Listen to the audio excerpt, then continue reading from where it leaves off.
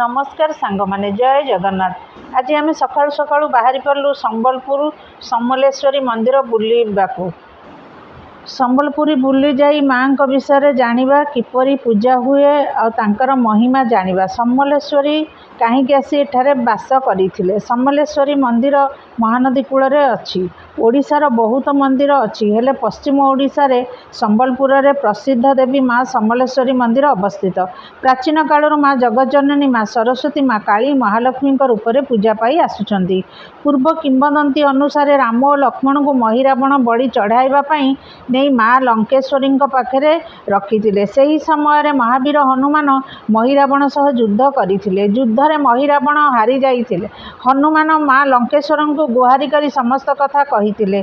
माँ लंकेश्वरी महिरावण उपरे खपा होई सही स्थान छाड़ी आसी एठारे समलेश्वरी नाम परिचित होइथिले। समलेई नाम संबलपुर नाम नामित होइछि। माँ समलेश्वरी वर्ष जाक सिंदूर मुहरे दर्शन देई थांती, किंतु आश्विन मास महालया अमावास्या दिन धवलमुखी बेश दर्शन दे था। माँ यही बेश को श्वेत बेश कहुए। माँ से बेश को धवलमुखी बा गंगा दर्शन बेश कहुए।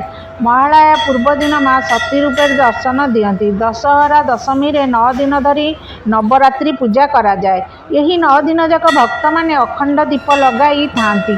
माँ पाखे दीपावली दशहरा नुआखाई भली पर्व बहु धूमधाम रे पालन करा जाई थाए। पश्चिम ओडिशार लोक माने माँ समलेश्वरी को बहुत मानी थांती। जदि कौनसी शुभ कार्य करती ताहले आग माँ पाखे प्रथमे पूजा करी थांती। नुआखाई पश्चिम ओडिशार सबुठारु बड़ पर्व। यही दिन माँ को नुआ धान भोग अर्पण करा जाई थाए। दशहरा रे नवरात्रि रे नवदुर्गा रूपे माँ को पूजा करा जाई थाए। दशहरा रे भक्त माने माँ को दर्शन करने को आसी थांती। महालया दीपावली मध्य बहुत धूमधाम रे पालन करा जाई थाए। महालया दिन माँ धवलमुखी बेश श्रद्धालु मानू दर्शन दे थांती।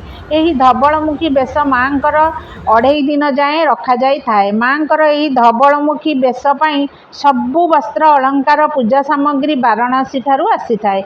माँ स्नान पूजा पद्धति रे सारी वस्त्र पिंधाई धला फूल गहणार माँ को बेश करा जाई थाए। समस्त जिनिस माँ पाखे धला रंगर लगी करा जाई थाए। आसंतु जानिबा एही धवलमुखी बेशर रहस्य बेश पछर किंवदंती। शुणा जाए देवी को रक्त दरकार, बलि दरकार, से माँ को नर बलि दिया जाए। बलि नदेले माँ खोप हुअंती। माँ समस्तंकर अनिष्ट करिवे, तेणु देवी को शांत करिबा पई पड़िबो। माँ को शांत करने को हेले बलि देले माँ शांत होई जिवे। संबलपुर रास्ता रे जीए भी जाउथुला प्रजा माने आनी बलि देबा पई आणुथुले। सेही राज्यर हेउबा अन्य राज्यर जहाकू भी धरी आनी निर्दिष्ट समय रे बलि दिया जाउथिला। सालेमाबाग मठरू 4 जण संत पुरी प्रभु जगन्नाथ दर्शन पाई जाइथिले।